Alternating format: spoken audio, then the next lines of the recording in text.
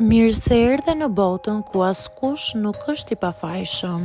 Sekrete shqiptare, vendi ku rrëfimet më të thella, më të ndaluara dhe më të pathëna të shqiptarëve marrin zë. Na bëni subscribe për histori të ndryshme.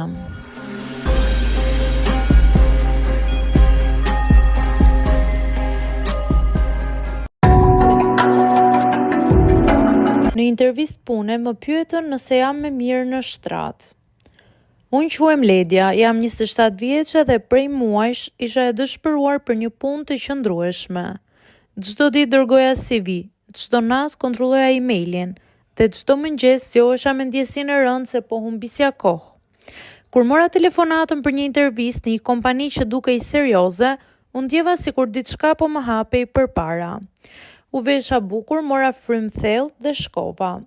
Nuk e dija që ajo ditë do të më ndryshonte mënyrën si e shija botën e punës. Zyra ku hyra dukej shumë normale. Një recepcionist buzëqeshte, njerëzit kalonin me dosje në duar dhe unë u përpoqja të bindja veten se gjithçka do shkonte mirë. Më futën në një dhomë intervistash. Brenda ishte një burr rreth të 50-tave me sy të ftohtë dhe buzëqeshje të sforcuar. Filloj me pyetje të zakonshme, ku kam punuar, çfarë kam studiuar, çfarë kërkoj, deri këtu çdo gjë normale. Papritur toni i tij ndryshoi. Ai u mbështet në karrige, më vështroi për disa sekonda që mu dukën si minutat më të gjata të jetës time dhe më bëri një pyetje. Një pyetje që nuk kishte asnjë lidhje me punën, një pyetje e turpshme, e papranueshme dhe e pamoralshme. Ngriva.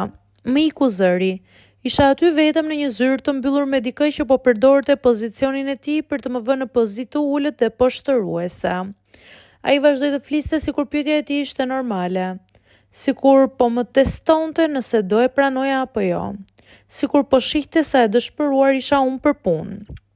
Ndihesha e fyer, e zhgënjur, e turpëruar, por edhe e friksuar. Mos duhej të ngrihesha dhe të ikja?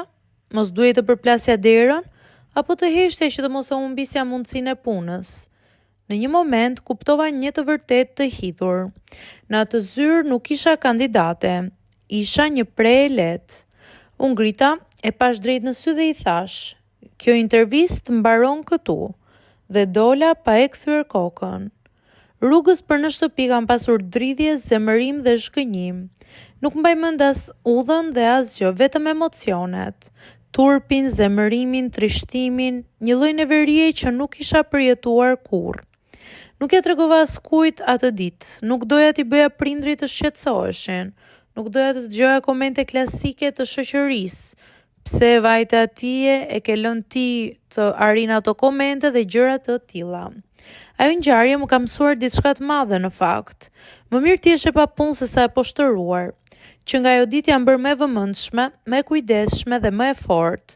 Mësoj të vendos kufi, të mos i lejoj të tjerët të më trajtojnë si objekt dhe të mos i nënshtrohem padrejtësisë. Dhe po, ende jam në kërkim të një pune të mirë, por nuk jam ajo vajza që rri e heshtur dhe duron gjithçka. Asnjë punë në botë nuk vlen aq sa dinjiteti im.